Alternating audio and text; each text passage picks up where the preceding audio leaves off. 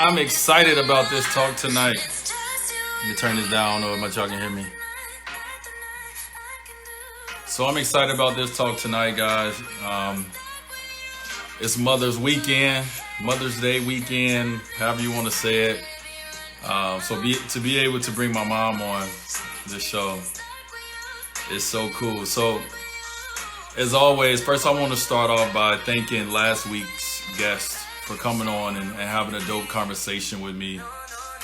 Bobby Stuckey, thank you for coming in. D Nice, legendary D Nice, thank you for coming in. And Aaron Gordon, thank you for coming in and just having like a real conversation.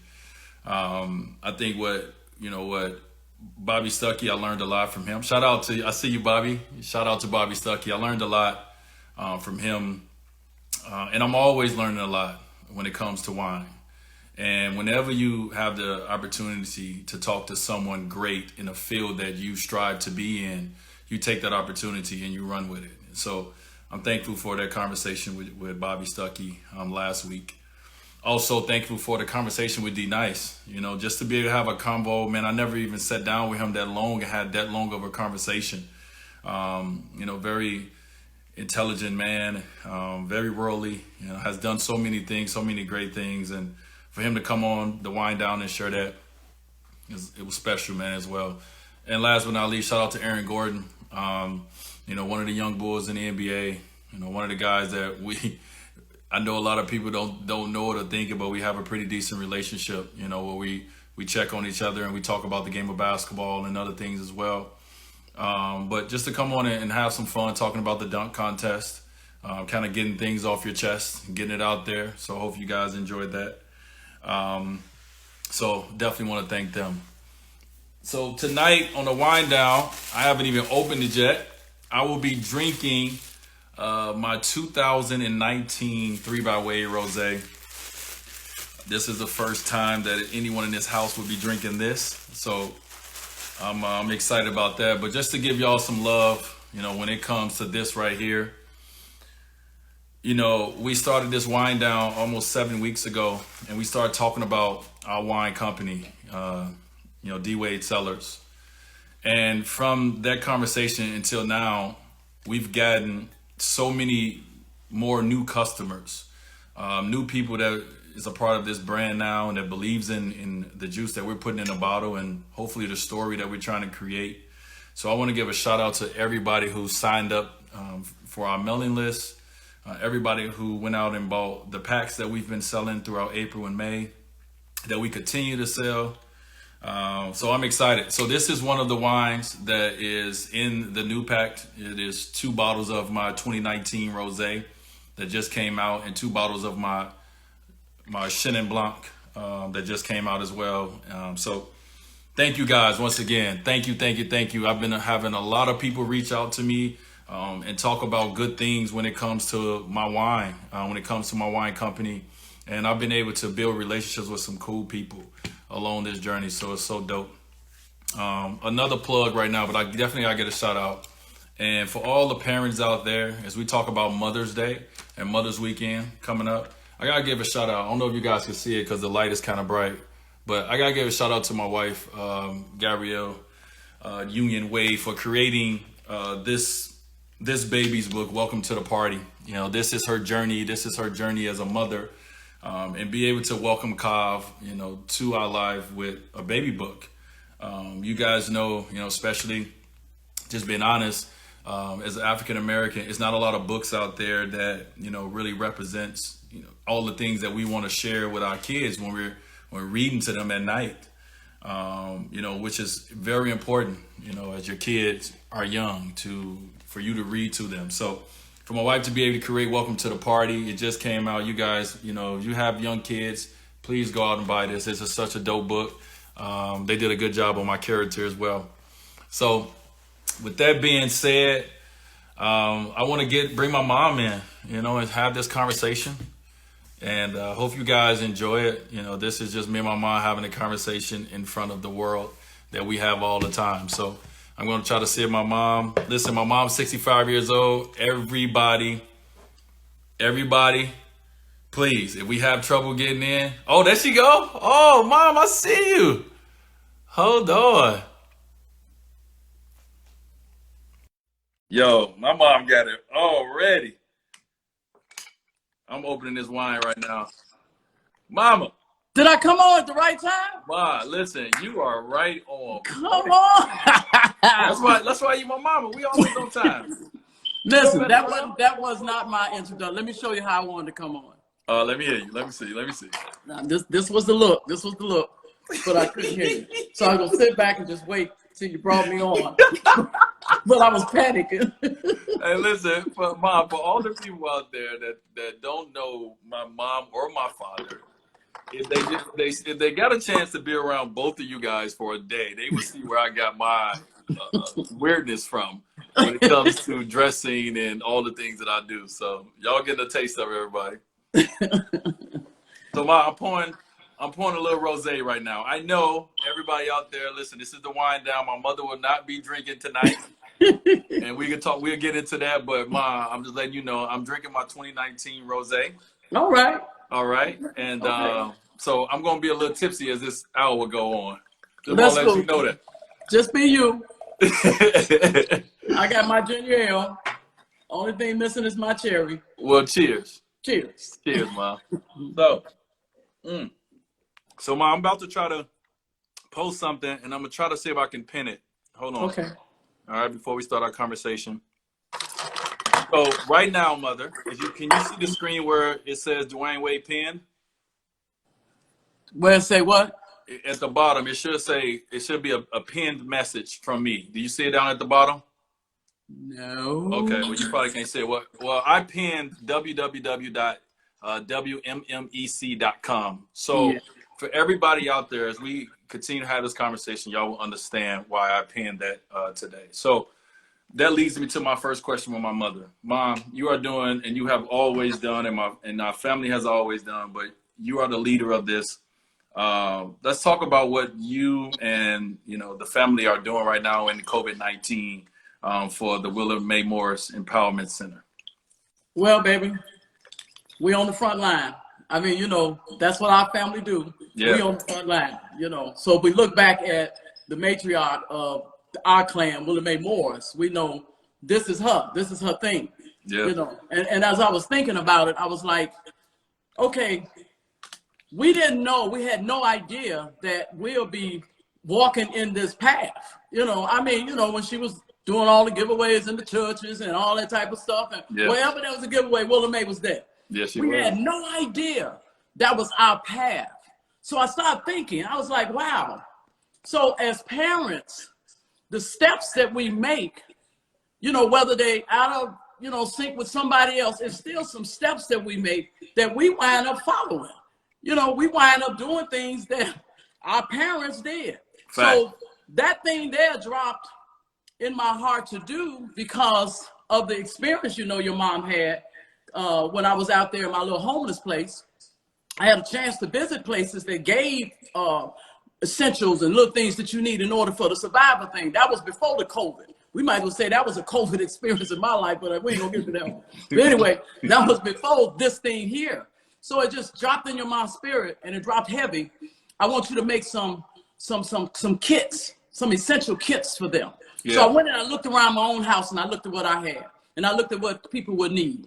So we know we need the masks and the hand sanitizers and we need the gloves, right? Yes. And then we know when you look around, a lot of people can't get the stuff to clean the house with. Because do you know that you only can buy one roll of toilet paper at Walmart? I mean, one little thing. I mean, they allow like you what? To one pack. One pack. One pack. That's it. So they only allowing you to get one. How can we be of help? We go overboard too. But you taught me something when we were together for not the last dance, but when we did the jersey retirement. The retirement. You taught me something. We're just sitting around talking, and you said, Mom, I wanted your jacket. You said, ask. You got to ask for it. I said, really? You said, just ask. And so that thing stuck with me. You know what I'm saying? I didn't know it was going to stick with me the way it did, but it stuck with me. So what your mother did was start asking. And the people that gravitated to it, that had the same heart, that wanted to make sure these kits getting these people houses in their hands. And the kits was to empower them to, with information. We have information in the bag. And also, I believe in putting books in there, because Willie Mae Empowerment Center is about empowering individual educational wise too. Mm-hmm. And we wanted to put the self-care essentials like toothpaste, deodorant, toilet cleaner, bleach, fabric salt, all that type of stuff they have in their bag. They really have a roll of toilet paper in there. And I mean, some of them were so grateful and thankful because, like I said, things that once wasn't valuable then became very valuable not today. So I'm on the front line, I'm working, yep, I'm asking people to, to donate. I know we ain't on here for this here, but you said ask. Yep. So I'm asking people to donate to the Willie Mae Morris Empowerment Center. You just asked me. You asked me and said, hey, man, I need you to donate to this. So yes, I did. Yeah, hey, listen, the one thing I remember, growing up when it came to grandma, is, we used to always get food from the church, right? Yes. And as I got older, I found out that we got a lot of our clothes from clothes that people left behind at the laundromat, or clothes that was given away. And even though we had to go do those things ourselves, grandma always told us that, hey, listen, we have to give back to others. And I always remember feeling, Mom, like, well, we don't have nothing. And grandma was like, well, it's people out there that have way less than we have. Yeah. So it's our job to make sure that we give back to the others as well. Yeah. And that has never left my mind. And that's how I live my life. Yes. I know you're a giver. You know what I mean? You're a giver. It makes sense that this is what you do. I couldn't see you no other way beside a person that loves to give.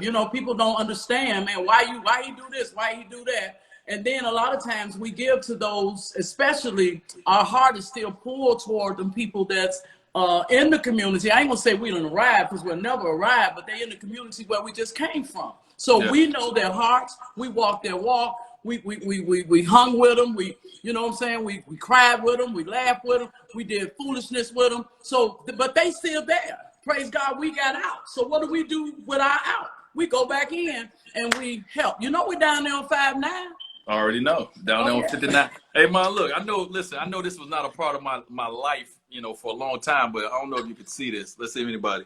Can you see this? I don't know. What'd that say? It say 5901 right there, man. Look at you. Right? Because every time I look down at my hands, I get to, I see things that's important to me. And 5901, it's a lot of places places you go that help raise you and you grow from. Yeah. But 5901, that made me. Yeah. You know what I mean? Like that still drives me to this day, growing up in the city of Chicago at 5901 South Prairie. Yeah. So I got that tattoo right here on my hand. Just every time I do something, this is my right hand too, Mom. This is the money hand. So everybody out there, listen, I put down here, I pinned www.wmmec.com. If you want to find out more information on what my mother is doing, what her and the church is doing, this is the website. Also, as my mom said, if you guys want to do anything for the community of Chicago to give back, this is the website to be able to do that too. So I got it down there, Mom. Amen. I love you, son. I love you, son. I was thinking about what you said, how the 5901 place, how that place is what really made you. Mm-hmm. As a little kid, as this young guy, you were very observant. Yeah. I say you was a little old for your age, so to speak, because you was growing up around a lot of older people and everybody was in their own lane. They didn't know that you was watching the lanes, but we all was in our own little lane. Got our eyes on you enough to put that weight up on the older kids that we have, your sisters. Y'all watch him, because I can't see him that closely because I'm caught up in something, but I see him enough to know whether y'all don't let him get out of hand. You always have been someone like an old kid. They would say, you didn't know that I knew that you was sort of a little starter and all that stuff. But I couldn't see that then, because if I saw it, then you wouldn't have been able to get away with a lot of stuff. Yeah, That you get yeah. away with. But you was my baby. You was, on my little boy, the gift God gave me, and I got these little girls. So y'all do what he needs to be done. You know what I mean? So I knew you was a little cheap around there and a little mischievous, but I had to let you get away with some stuff. Yo, mom, shout out we're talking about my sisters. Can you shout them out right now? Shout out you got 4 kids. Can you shout That's them out right. right now? My oldest one is Deanna. That was the one that dared anybody. I dare you. They can't even look at y'all hard. Listen. Oh, I'll tell you. Cool, go ahead. I got to tell you a story about Deanna. Go ahead. All right, Deanna. Then we had Keisha, which was the middle baby. We had Trujillo, which is the baby. And then there was you. So he got 3 sisters, Deanna, Keisha, and Trujillo. Yes. So, mom, when I moved to Robbins and, I eventually went to high school, I remember a girl coming up to me and telling me, like, yo, ain't nobody gonna mess with you. And I'm like, yeah, of course they're not gonna mess with me, type of vibe. And she was like, no, not because you're tough, because we all know who your sister is. So I was walking around in school with clout because of who my sister was. You know what I'm saying? They knew Deanna from the city of Chicago all the way out to the south suburbs in Robbins. No, not even Robbins, all the way out to Richards in Oak Lawn, because she was like, listen, Deanna was about that life. Yeah. I mean, that's all I'm gonna say. She's about that life. Yeah. So shout out to my sisters. Yeah, she was a protector. Amen. Yeah. All right, but all of you all were protectors, so to speak, because even you became this little protector. Your sister, when you tried to fight this little guy that was messing with her, and oh yeah. So the protector was in all y'all, you know what I mean? But I love it, even though I got mad because you got hit, but you was trying to stop the boy from messing with you. Yeah, remember? Oh, man. Yeah, Ma. Listen, I thought I was tough. I didn't know no better. I used to fight with with David and Twilla. Like, I used to fight with them all the time. So I'm like, I feel like they was letting me win sometimes. But I felt like I was holding my own, right? So one day, this guy, this boy was messing with my sister, and I jumped in front of her. I said, "Hey, leave my sister alone." Man, that dude hauled off and hit me. I think that's why I got this thing right here on my lip right now. Yeah. He brought it up to the surface. That man hit me so hard in my mouth. And like my mouth was stinging the whole way home, right? Yeah. And it was nothing nobody could say. It was just like we just had to go home. He hit me and it was over.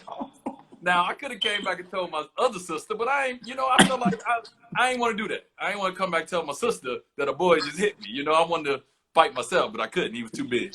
Yeah, but you know what she would have did. It was either Deanna or it was Willa Mae. You don't want them to come up to the school because they're gonna come up and they're gonna stand back and they're gonna make you fight them. They're gonna they're gonna tell you, and you better win. Oh my goodness. Oh, okay. I'm glad you brought that up. So look, Mom. One day I don't even know if you know this story.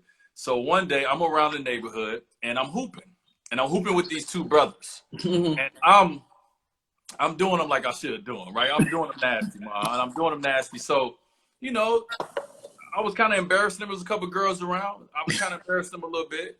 And one of the brothers pushed me. And I wasn't a fighter. You know what I mean? I'm like, hey, bro, what's up? And then the other brother hit me. Bah! So they jumped me. Ooh. No, I didn't know about that. Oh, I didn't know that. So look, they jumped me, Mom. And then I came home crying. So Trigil was at home. She said, "What are you crying for? This and that. These boys just jumped me." She took me back over to the house, to the boys' house. She made me fight each boy one by one because she's like, "Y'all not about to jump my little brother, but if y'all want to fight, then let them fight." She made me fight each of those boys one by one. And Mom, you know me when I get that rage, when I start crying, and I'll just block out. All I know is, like, I don't even know if I ever seen them boys again. I wish them boys was so bad. Oh, yeah. I know about that anger. I know about that side. Man, that anger that they seen a little bit in the NBA every now and again. But we'll get to that later. So what I want to talk about, Mom, is, a lot of people know you as Pastor Wade, and a lot of people know you as Dwayne's mother. And obviously, that's very unfair to anyone to be known as someone, what they do and not who they are. Oh, You know wow. what I mean? Or someone's, family member. So I want to talk about Jolinda Wade, the 10-year-old Jolinda Wade, the 12-year-old Jolinda Wade. What was, before you had kids, before you met my father or my sister's father, what was your dreams and what was your aspirations? What did you want to become? Well, I'm glad you hit on that 12-year-old girl. That's the one that I really, really focuses on a lot. I had in my world, I was going to be this teacher or psychologist because I liked the mind and I liked it to teach. So I was going to be either one of them. And I always was going to be a parent because I used to, I planned it. I really planned 12 kids. But What? yeah, I had 12 of them. And all of them had names, but it wasn't by your daddy, it was by somebody else. Because I was in love with Deanna's, the oldest kid father, I thought. And so I had 12 kids. So I knew I was going to be a parent. And I wanted to be, like I said, I always loved to teach. I used to teach, I might as well put it out there. I used to teach shoes, teddy bears, anything that'll listen and wouldn't say nothing back. I taught them, And I taught my little brother and sister, which helped them, along in life as well, Rose and Eddie. So I always wanted to be this teacher. Like I said, I always wanted to be a psychologist. I remember one time that I went to these people's houses and God forgive me, I already asked for forgiveness. And I told them that I was doing a survey and I was doing a survey on married couples. And really I was trying to get into their minds and try to see what they was talking about. So I was asking them some questions that I had came up with and stuff and went back and I tried to figure it out and stuff like that there. So that's what that little girl wanted to do. You know what I mean? And so life, you just never know how the path and the journeys take their little turns. Yeah. I am a psychologist because I'm a pastor and I am a teacher because I teach. But it wasn't the way I thought I was going to become. Yeah. But you still ended up doing what your dream was. Yes. But look at the twists and turns. It was a lot. Man, listen, what? You know what, Tuma? I use that exact like example for Zaire, right? I always tell Zaire, hey, listen, your ultimate goal is to become an NBA player, right? That's what you want to be. Okay. But just understand that your route to becoming that player or to becoming an NBA will not be like everyone else's. It's going to be, yours may be a lot of turns and ups and downs, and you may go over here for a while and come back. If you really want it, you got to stick with it. You got to believe in something bigger than you and someone bigger than you, and you have to put the work in. You cannot waver at all. That's it. Now, that's hard. It sounds easy. It's hard. But it's hard. It's hard. Right? But ever since Z been, 2-3 years old, he's always been this basketball player. I mean, when I come there and I'm at the house, he grabbing my hand. He want to go out there to that big old playground you had, and he want to play out there, which every time you get off your work, your practice, you'll come and you'll take him out and you'll shoot him. So that's always been his aspiration. And even though he already going down these little twists and turns and journeys and stuff. 1 minute he up, 1 minute he down. We already know that that's a part of learning because you're picking up lessons at each twist and each turn. But you are going to, like you said, as long as he keep focused and aim high. Look at you. I couldn't believe when I read that you had wrote down as if you predicted your life that you was going to be this famous basketball player. You was going to be in the Hall of Fame. You had wrote that down. I think you was in high school or something like that. I read it. And I was like, wow. But look at the twists and turns your life took. The decisions truly that was made because of your parents and this and that. But then you start making them. But it looked bleak for a minute. You know what I mean? The dream started looking bleak for a minute, but you can't stop dreaming. Yeah, no, you're 100% correct. And I mean, they still, that's life. Like, as you get older, you understand that life is going to always throw something at you. Man, yeah. And sometimes it's going to throw a smiley face at you and everything's going to be good. Yeah. But sometimes it's going to throw something nasty at you, right? And that's life. And you got to be able to keep it moving. You know what I'm saying? Life is it's like that. So I definitely understand that. But look, one thing I want people to understand out here too, Mother. I don't know how long you was this, but I know that you was a model for a little while. Let's talk about that. Well, I mean, it was not no secret that you had a fine mama. I Listen, feel pretty good. Mama fine. Fine mama. And so I had these beautiful hands and a beautiful smile. They said I had this $1 million smile. I didn't need nobody to say it. When I look in the mirror, I saw what I saw. So I had this desire to model because I had a bomb shape too. They'll tell you I was, baby, I don't know. God bless me. But anyway, I remember it was, what was the name of them? It was, I think it was Horizon or something, but they was downtown in the city of Chicago. Okay. And I remember that, you know, I didn't tell Willie, I didn't tell mommy that I was going to go and check this thing out because my mother, she didn't mean no harm, but mama thought that was foolish. And I did. I went down to the company and I looked it real pretty. They said I got real long, you know, fingers. I didn't know. I tell people don't laugh about these hands because my son got them, you know, so these hands was a blessing. But anyway, people talk about it. They saw my hands and they was like, oh my God, we probably can do something with her hands. But as I sat there, I got discouraged because they said I was too big. Well, heck, I'm wearing a 5'6". How big do they want me? I wasn't finna go to no 2'3". But anyway, I stayed there a while. I didn't never get the opportunity to model. It was just an aspiration to do it. When I left there, I was very, like I said, I was very disappointed. I didn't know at that time what was my next step. What do I do? How do I, you know, move around in this thing here? Because I was at Dunbar. I was going to Dunbar High School. And mom was, like I said, mom was really like touchy with us, you know, holding us tight. And so I had blockages. I didn't know which way to go. So my modeling career ended that day. So one day. You got a 1-day contract?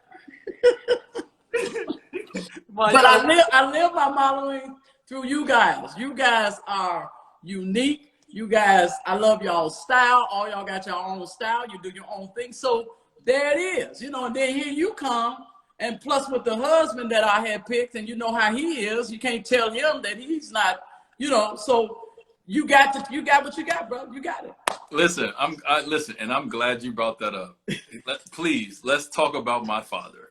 So, all right, so every kid wants, like, I remember growing up and, you know, and I've told my story a lot of times, but I remember growing up and my mom and father was not together. I don't remember them being together. And every kid, like, I want my mom and dad to be together, right? That's the natural thing, you know. Yeah.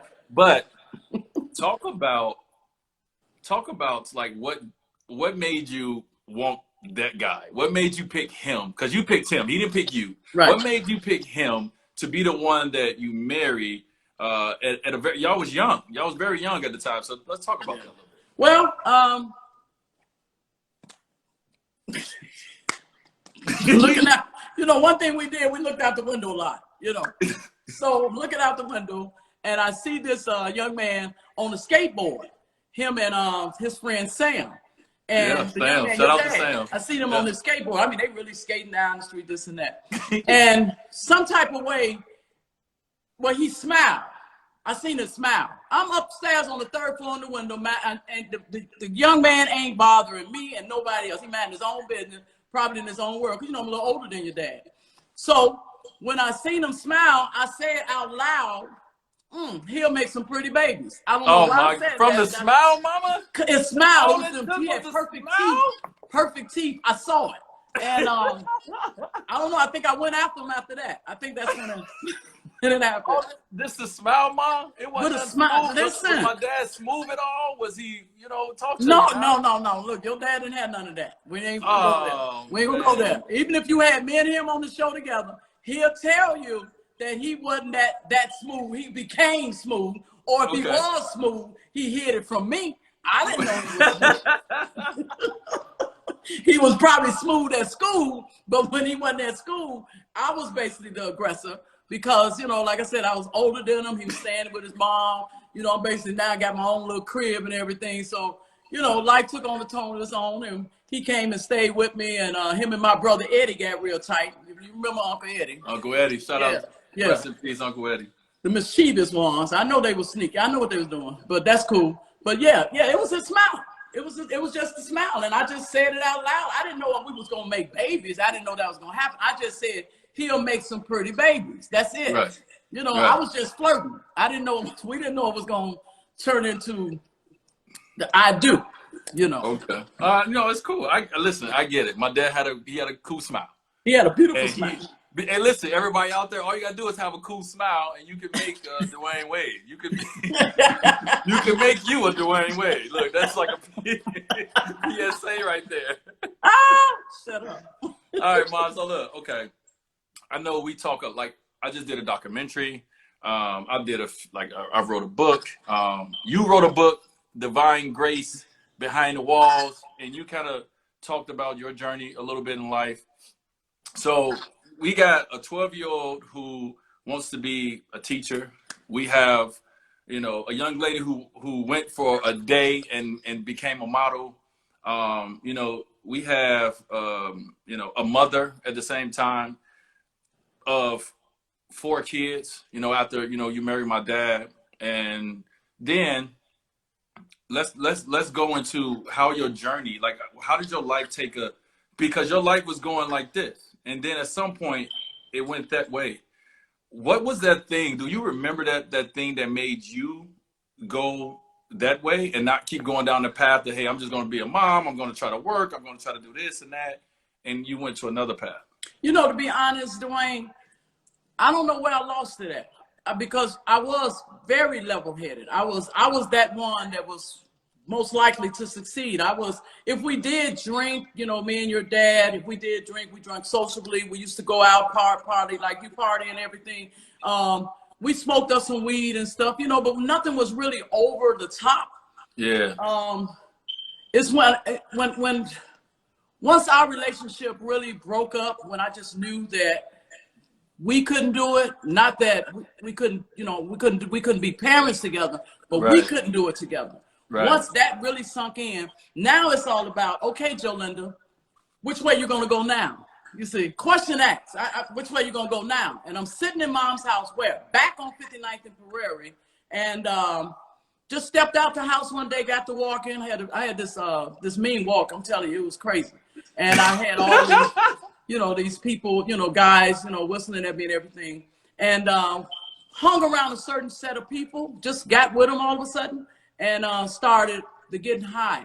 With me, it went overboard, you know, because even though I still had you were there with me. As a matter of fact, I used to carry you with me. The crew that I hung with, they used to, you know, look out for you. Hey, Dwayne. I mean, when you took your first steps and everything like that, his name was George. I don't know if you remember him. I remember George. Dwayne. You know? I remember George. Yeah. So it's not like I didn't have my son with me when I had left him. The girls, Deanna was the oldest one, you know, like we said, and everybody was just split because I was split, you know. And then everything just took a turn, and my role went, when I got on the heroin, that's when my role really went to a whole nother place, you know, and I really started wind up hanging with people that, you know, you see on TV and some of the movies, you know, you don't think that this thing is real, but Yeah. it became real in my life, you know what I mean? So I hung with, but they was just, someone was cool. We just did some stupid stuff. So yeah, your mama's role went real far down to the abandoned building place. But I can tell you, in that whole place, your dad never disrespected me. He always come around there in that truck or that van or whatever he had to see how I was doing and check on me. And I think he was trying to make fun of me too, but that's cool because, you know, his role was a little crazy too. So we didn't trip. He just said, I just come to see how you doing. And like I said, never, you know, because your mom was out, I was gone. I wasn't that real pretty girl anymore that he, you know, he got to know, he met. I had lost a lot. I lost a lot of my looks. I lost a lot of weight. You know, I was just, man, I was out there rough, you know, still pretty behind that, but you couldn't see it because I hid it. All of a sudden, I used to like to laugh and have fun. All of a sudden, I lost my sense of humor. I didn't have it no more. I didn't see nothing. Nothing no damn funny. To be honest with you, so I didn't understand why people, you know, laughed at everything, because my life had really got hard. And when I lost the parenting of you guys, well, I told you that 12-year-old girl always was a mother. Was a mother, yeah. She wanted to be a mama. When that 12-year-old girl got to be that age I got, and she lost it, and I looked around, and I just looked like I failed. You know what I mean? I failed. So instead of coming up out of it like some people probably do, and kudos to you, I went further down in mine. I crawled up under a rock in mine, and I went really deep away from it because I felt like I failed my children. I failed God. could nobody beat up Joe Linda more than Joe Linda. I'm quite sure you guys love me. You used to come around there and see me. You didn't never look down on me either. I was just your mama. You used to come and see your mama. And I used to love to see you when you came. You don't even know. I would stay sick until you leave. What do you mean? Dope sick. Oh. I wouldn't get no dope as long as you wouldn't get no dope while I was there. Nope. I'll wait till you leave. You remember I make whoever I'm with, I make them give you some money? You remember that? Yeah. You remember taking my money? Yeah, I remember that. Yeah, you took I used to get that money and I'm gone. You gone. Yeah, I knew once I get you the money, then, you know what I'm saying, you're going to get in that red car or that other car you had, and your wool was out of there. And so then, you know, I'm not that I was rushing you away. I just didn't want you around that life that I had got into, you know. Because a lot of people didn't even believe I had a son, you know, until you showed up. That ain't your son. I said, that is my son, you know, so. You know what? I think a lot of times in sport or even in the world, right? We all, for some reason, everyone grabs towards negativity or the negative story. So, you know, when they talk about, oh, look, or watching the NFL draft. When I watched the NFL draft, I seen, hey, this kid runs a 4 flat. Oh, and his mother was a dope fiend, right? So everyone grabs towards those tough times. And it's like, oh, look, he made it out because his mom is this and that, and respect to that. But a lot of people we don't really talk about the good times, because even in the midst of all that we dealt with and all that we talked about, it's so many good memories in my mind about childhood, right? And even being poor, right? I didn't know anything else but being poor. We didn't have social media. I didn't have a chance to look at anybody else's life and say, oh, I wish that was my life. Come on. It was either looking at my friend's life and saying, oh, man, they got their own bed, or, you know what I mean? Like, oh, man, he gets some shoes every now and again. Like, but besides that, you know, I never really looked and said, oh, my life is as bad as it was, but it was so many good moments. Like, it's so many things that I remember, but one of the things I remember, Mom, I used to have this little fro, right? used to do my little fro. I used to pack my little fro up, and you didn't want my dad to cut my hair, but every time my dad came, he hit me with the clippers and he cut me bald, right? Cut me low. But I remember being in the kitchen and we used to cook together, right? You taught me how to cook grits. You taught me how to cook eggs. You taught me how to do all these things, right? And at the same time, I remember you used to always sing. So I keyed up a song that I don't know if you remember, but I remember every time this song come on, you used to sing this song. And I would be in the kitchen just looking at my mom, like, you know, you're my mom, and I'm just looking and used to sing this song. So every time this song come on, it takes me back to being a kid. Tell me you remember singing this. Oh, wow. This is that Babyface. Yeah. Whip-a-pill. I used to sing that. Ma, every time this song came on, you used to always, like, I'd be in the kitchen, you would grab my cheeks, and you would sing it to me.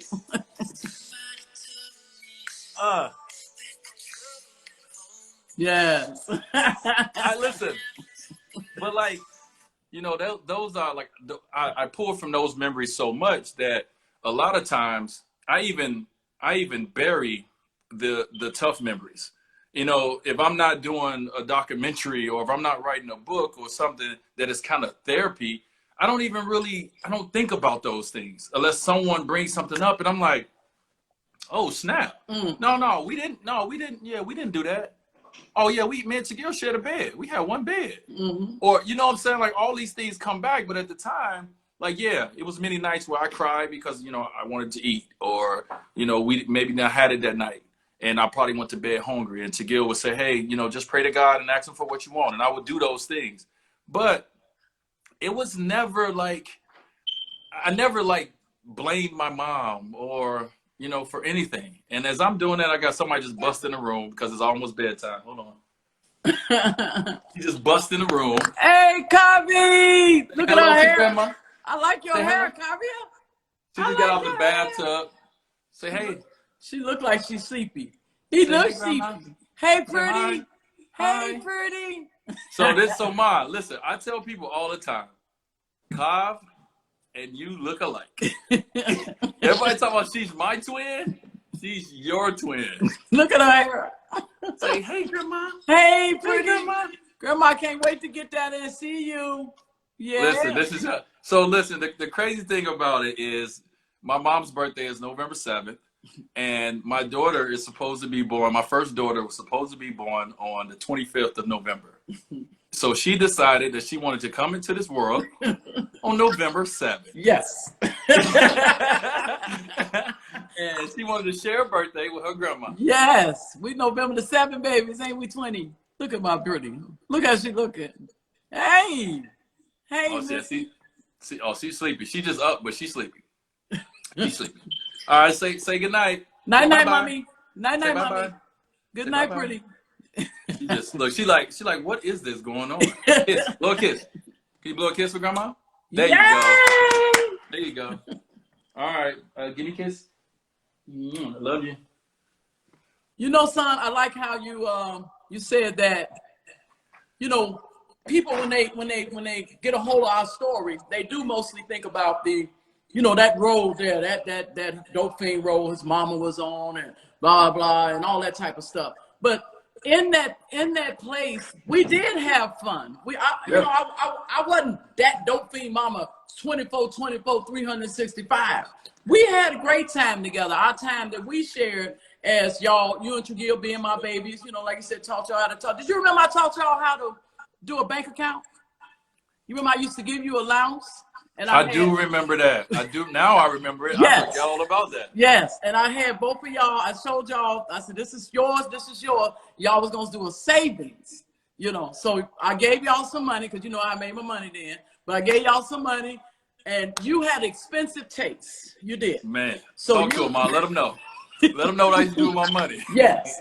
So instead, Trujillo would know how to section hers off. You know, $1.50 here. But no, not my son.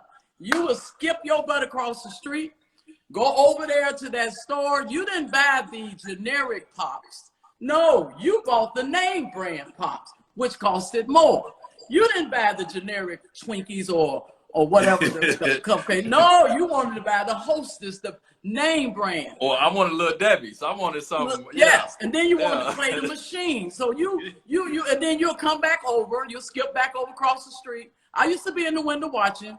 You'll come in and you'll sit on the couch and you'll look at me with them eyes. You know, I love my baby's eyes. And I said, "What's the matter, baby? You need some more money?" Mm-hmm. I said, "How you broke off?" You'll tell a story a little bit. You'll say that they asked you for your money when you was over there. So you'll make me go off on Luana and Trujillo now because I thought they was taking your money until I found out you were buying the most expensive stuff in the store. So you always have had expensive taste. I was telling a little fib. I learned from my sisters and my cousins. So it wasn't on me, man. It wasn't on me. But yeah, we had our time. We had some good moments, you know. We did. We had a lot of good moments, and you know, but the tough moments. Yeah. It does build something in us that. Like it's those moments that built something in me that I can't give to my kids, right? Because my kids do not have that same upbringing, so I can't give them that. Right. I can give them other things, but I cannot give them that hunger. When I say hunger, I mean really that hunger that my stomach was rumbling type, story. I can't give them that. So it is some good things that come from that. But one of the things I want to touch on, real quick, is tell me what you remember about the moment when I came to visit you in prison. Tell me what you remember about that. When I was in Cook County Jail? Yeah, and the one time I came to visit. I didn't like it at all. I didn't like it at all. I remember when they called me Wade, visit. And I remember coming down them stairs trying to figure out who was coming to see me. I remember walking to that door and I saw you. I seen your daddy later and Donnie later, but I saw you. And I was angry because I didn't want you ever to see me in that position, that place that I was in with this plastic, I can't hug you. Because, my thing was, who your favorite girl? And you always say, you, Ma. So now this picture that you get here, because visuals everything, my only son, Wade see his mama in jail, behind the thing. I took you on the end. I didn't want to talk to nobody. I just took you on the end. And I talked to you, told you I love you, whatever, but I wanted you out of there. I didn't even want no long visit. When I went upstairs, I'm telling you, I broke down in that room and I cried like a baby because I thought it was so unfair that my boy now see me as this jailbird. I guess your dad thought he was really doing something by bringing you to see me. He didn't understand the impact of it. I understood when I heard your story how it affected you, but you never heard how it affected me. It tore me up. Really, that whole day I was like ruined. About 4 something that evening, we have mail call. And I don't know where this card came from. Never had a name on it. This was the same day that I was hurt because you saw me like that. And it's a card came in my room. And the only thing the card said, remember Job. And I was like, Job? So it had me to go in the Bible and read the story of Job and to see all of the things that happened in his life that impacted it, that I felt like God was talking to me then to bring me some type of peace because I was in there. So you, in other words, you got to get over this here, you know. So I didn't know that it affected you like that. And I didn't want you to, I mean, I was your favorite girl. Well, what is that? Seeing me behind the wall like that, you know, behind a plastic level. I couldn't even touch you. I had to put your little hand on the glass, you know, and I know you probably was glad to get up out of there too, you know. Well, Ma, you know, one thing about the story that that's not talked about a lot is, you know, I actually asked my father to take me. Oh, Lord. And I think you know, at the time I didn't know why, but I think as I've gotten older, I think I understand why. And a lot of it too, Mom, is I needed to put behind 59th and Prairie, right?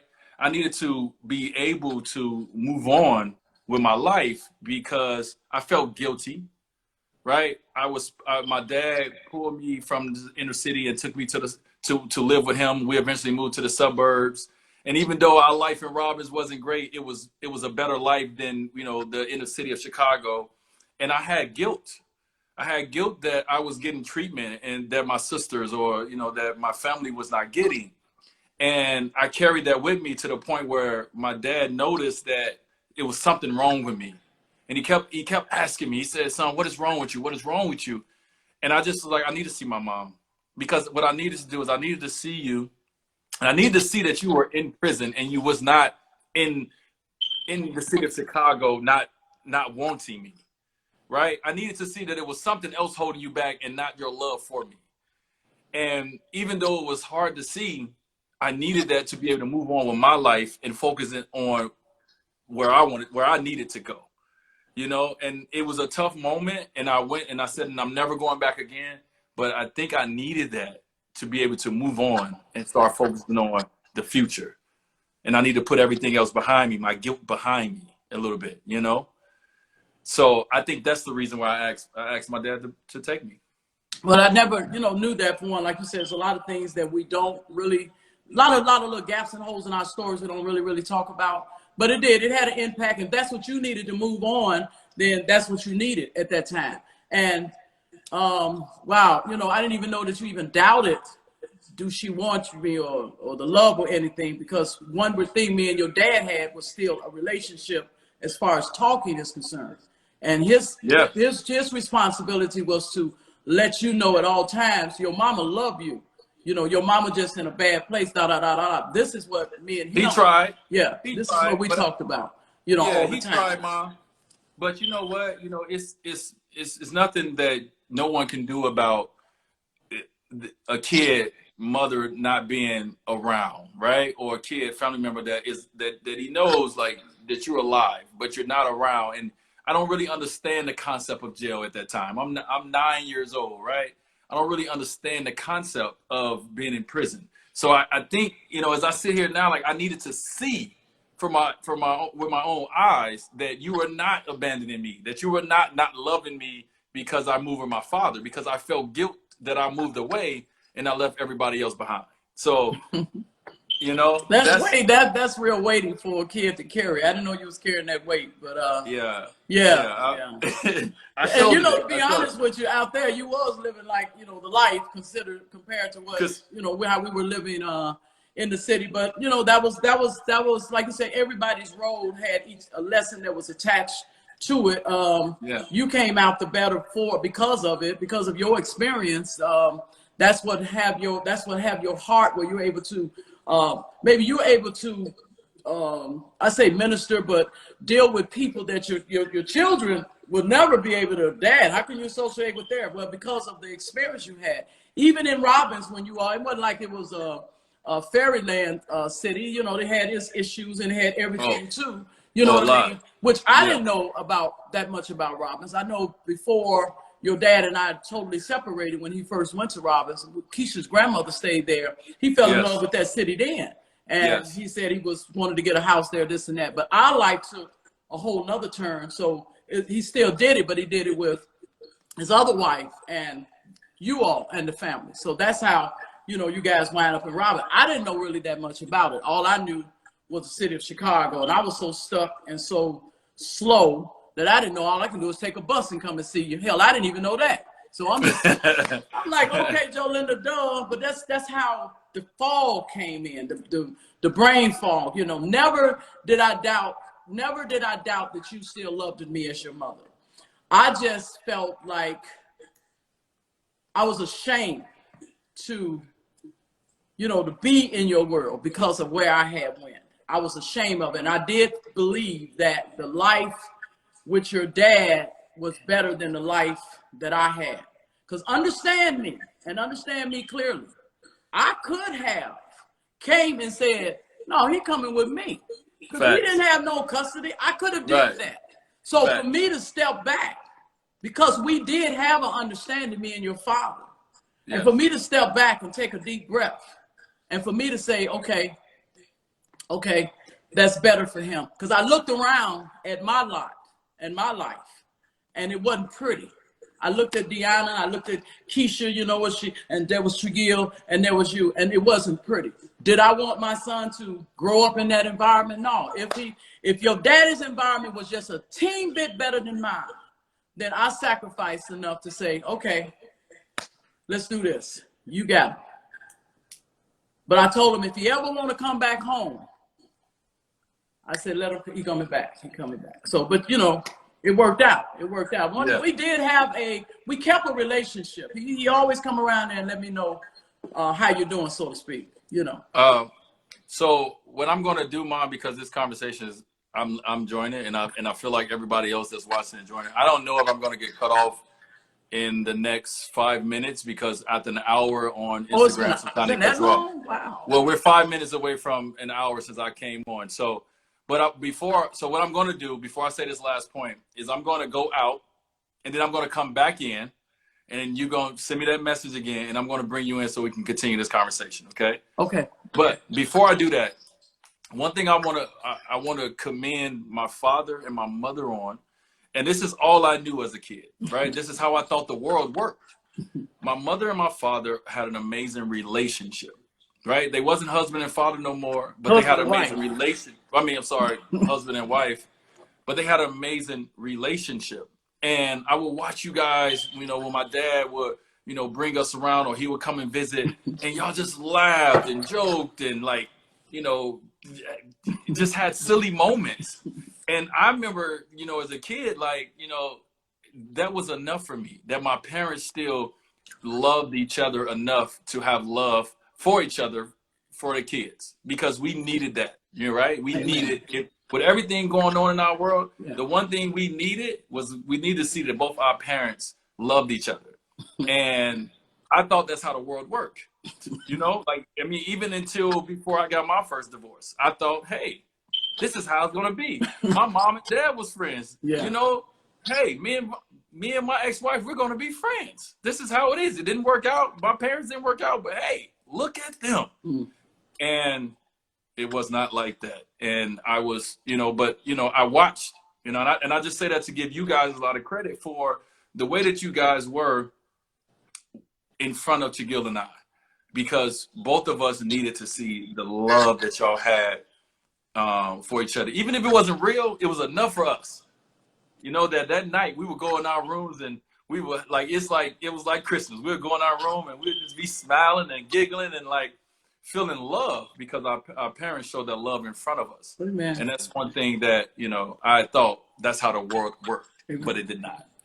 But with that being said, I'm about to log out because I don't know if I got an hour plus, and I'm going to continue this conversation with my mother. So hopefully all 2,000 of you guys that's in here watching this conversation, come on back and we're going to finish this conversation. Ma, same thing. I'll see you in a minute. Okay. All right. All right. Okay. All right. Let's see what I do. Okay. So what I do? So you leave out. Hold on. Let me come back in. So you just leave out. How I leave? Hit that X. So when you hit the X and then it's going to say, do you want to end? You just end and then you start it back over again. Okay. Like the beginning. All right. Here we go. But I'll be on. So when you see me on, say hi. Okay. All right.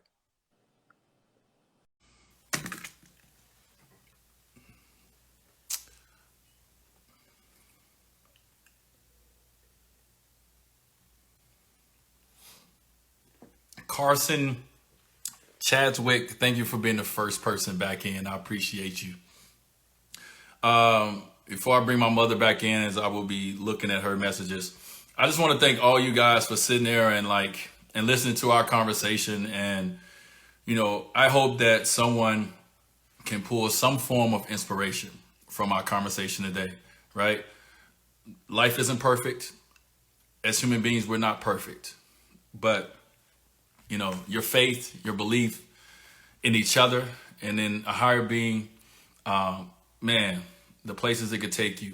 And I'm just so thankful. So I just want to say thank you guys. My mom is coming back in. We're going to keep having this conversation because I was like, man, we just need an hour. That's all me and my mom need.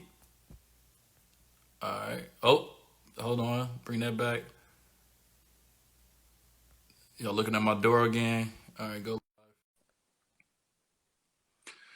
All right. Did it? We back. We back. There we go. There we go. All right. Hey, listen, can I comment on something? Please, go ahead. Listen, you just said something how when you all were young and for you all to see the relationship that Big Wade and myself had, Yes. how it left an impression, it left a great impression on you all to the point where you thought, well, okay, this thing happened, then maybe I can have this with my relationship. But you know what me and Big Wade did before we liked each other. So you got some people that get together and they really don't like each other. Facts. You know what I'm saying? They we have our differences, but after the love and after we knew we couldn't make it, praise God that we liked each other enough where we can say, well, okay, well, for the kids, and I'm able to pull on finally see he had a sense of humor, because I didn't think that was funny at first when I was with him. after we separated, the boy is funny. The boy missed his calling. He is hilarious. No, please do not say that, because if he's listening to this, he gonna take his show on the road. He gonna start doing stand-ups on virtual. Please don't. I know he'll do it. He'll do it. Please don't. So Ma, on that topic, right? So we talked about the young Dwayne coming to see you in prison, but let's talk about the older Dwayne Jolinda relationship. Once I reached college and we was able to communicate a lot more, right? And we would write letters back and forth to each other. That, man, I wish I had all those letters. Me too. Oh man, what happened? But I remember the letter that I wrote. I was in class at the time, and I don't know what the teacher was talking about, but I was like, I need to write my mom this letter because a lot was going on in my life, and obviously you wasn't around, and I didn't get a chance to like bounce it off of you. So I was like, I need to write my mom this letter. And I remember writing you a letter, and I talked about, hey mom, it's a little like it's some talk about me going to the NBA. Yes. And like it was crazy because mom, I was good at basketball, but no one was talking about me being like a future NBA superstar or a player, period. And I remember writing that letter and said, mom, hey, what do you think I should do? You know, they're talking about me going to NBA and stuff like. Do you remember that? I remember that letter. I'm seeing it in my head now when it came through the hole, and I was able to when I read it. But I was like, once I got it, I was like, everything is crazy. I'm becoming this. You was becoming this person in the college. You said that they gonna need my autograph, and I was sitting up there. I don't know. I was just sitting up there in just such of a place because, you know, I had really, really got into a close place with God. And I was like, man, how you took his life, even though what I did and even though how it went down the road, it went down. And, you know, he finna be great. You finna make this kid great, you know, bigger than basketball. You remember I told you I heard that? Yeah, you always said, you know, bigger than basketball. Yeah. So I don't know.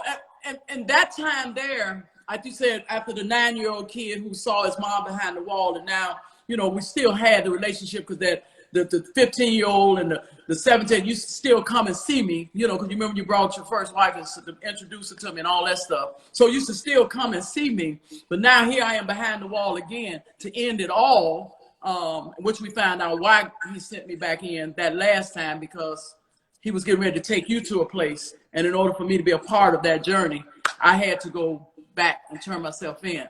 But them times there when we were writing the letter, we was pen pals, them was some of the best times in my life. I couldn't share when I wanted to tell people, my son, but I didn't have nobody to tell this to and stuff like that. So I used to sit on the top bunk. I have no idea what happened. I have other letters and couldn't find the letters that you wrote me. I remember one time you told me, I don't know where you was at when you wrote this one, but it was needed for me. And I remember you sent it in there and you say, I'm your hero. You said, you're mine. And when I read that, I said, y'all come on with this bit now. I'm finna do this. I got real cocky up back in that little cell then, because I felt like I can do it. I had got some peace, that you had some type of peace, you know, going forward, like you said, in this life that, you know, that you was living when your mom wasn't there. I mean, let's be real. I was not there when you was having all the big moments. You know, Trujillo sometime would get me to the high school thing, but your college experience, I wasn't there to really, really be a part of it, you know. So my jail time and you being that writer, I knew you was a writer. I told you that artistic person. Don't be telling my business out here for all these people. They don't know. They don't understand the talents. Oh yeah, baby, you got it. Yes, sir. Yes, sir. So I remember from that, right? So we were pen pals back and forth, you know, and I remember when you had to turn yourself back into prison. Yeah. And that's a whole story that I know people like a little confused about, but you get it in my Mama Next book or something like that. But I remember when you had to turn yourself back into prison, and I remember being confused. You know, I felt like at that time, like Zaire was just about to come. He wasn't born yet. Zaire was coming, and I was in college, and things were starting to go good. And it was like, you know, my heart, like everything in my body just dropped out of my body when you told me that you had to go back in. But I remember, you know, after crying that night, waking up the next day and really understanding why and your reasons why. You wanted to be the mother to your kids, their kids, and you wanted to be free of running from the police, right? Running from this bid, and you decided to turn yourself in. And I thought about that, Mom, and I was like, do you know how much strength that takes to say, I'm going back in? And I might have to do 2 or 3. I might have to do a 2 or 3 bid. Like, I might have to do it, but I'm going back in because I want to be who I've always envisioned being for my family. I love that. And that for me, that's when I wrote you that letter. I said, Mom, I know you say I'm your hero, but Mom, you're my hero, because I don't know if I'm that strong. I don't know. So, you know, I just remember that, and I remember, you know, telling you like, hey, Mom, you know, I think I'm gonna go to NBA, and I'm gonna finish school. You know, like I'm gonna finish school. But I think as a kid, and we all, and a lot of young men know this. I don't know if young women have the same dream, but your dream is that you want to make sure that you buy your mom this big house, right? You like one day I'm gonna take my mom out of this, and I'm gonna buy her this big house. And I remember once I decided to declare for the NBA draft, My agent, Henry Thomas, rest in heaven. I talked to him about I needed some money before I got to the NBA. So he gave me, some money that you eventually have to pay back to the agency. But I needed that money, one, to pay for my life, but I wanted to get my mother a place. And I remember having this moment that I was like, okay, I've always dreamed to get my mama a house, but I can't just get my mama a house because she's never, like, she hasn't lived on her own in a long time. Right. She don't know what to do with a house. I don't Exactly. even know what to do with a house. I've never had one. So I got you that apartment. Do you remember Yes. that apartment across Yes. CVS? Yes, yes. And you know what? That made sense. A lot of people, the thing about it, when you did go, and people started saying, oh, that is her son. Right. And I heard, you hear what people saying, and they be like, that's her son, and she live in an apartment, and she got this and that. And my thing was, I wouldn't know what to do with no house right now anyway. I had just straight up came out of the wild. From the wild straight to jail. Then I'm back out here. So what I know, you know what I mean? And Trigil would tell you, she couldn't even take me in a store. It was too loud. Because I'm used to shopping in churches and places like that. I said, I got to get out of here. I said, I can't. She literally had to hold my hand to walk me through. So I always thank God for the wisdom that my children had, my son, and you all had for that road that I was on. I mean, I couldn't have did it. When it was time for you to get me a house, I was still shaking, but I was a little bit more prepared. Ready. Yeah, ready. For it. You know what I mean? But yeah. No, not straight out the door. You didn't even give me a car straight out the door because I couldn't drive anyway. I was cool. Remember, it was a bus stop across the street. I said, I'm fine, son. Yeah, but and this is not all just my doing, and shout out to, I know Trigil is in here. I've seen her talking about she's crying and stuff. Shout out to the rock of our family, Trigil Wade. Well, she's not. I mean, does she still keep Wade? I mean, what's going on? Does she? No, she Johnson. She Johnson. Oh, you know that. You know Johnson. that. I'm it's sorry. It's I thought it was like Trigil Wade Johnson. I didn't know that. I don't know if he let her. He got to let her keep Wade. I remember your daddy talking about he was gonna take Wade from me. I said, if you don't go and sit down somewhere, I'm keeping that name. I'm keeping, dude. So I'm glad I did keep it. It's cool. Yeah.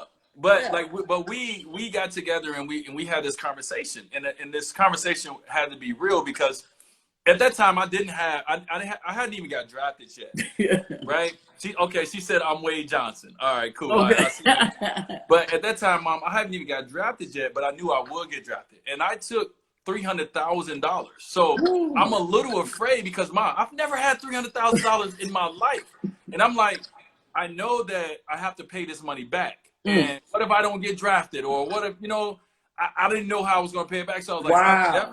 I don't have even enough money to get my mom a house right now. But this is a process and the steps that we feel as your kids that mama needs. So finding that apartment that was right across the street from the high school CVS, making sure it's right by a bus stop, right by the expressway, all those things was something that we made sure you had because we know you needed to move around. Yeah. So that's why we did that. Shout out to my cousin. I was about to say our cousin. My cousin Kenny. He said that you used to make burgers for him and Dan in that apartment all the time. He remember. Yeah, he just said that. Yeah. Oh yeah, I used to get cook. I went back to cooking. Let me see if I can take you back in your mind. See if you can remember this. You were in high school. You came around on 59th and Prairie. I was still basically, in the life I was in, but we was like in the middle of the street. You had parked and you had brought me your pictures. I think it was your prom picture, something you took. Okay. And on the back of that picture, you said that you were going to get me up out of that life.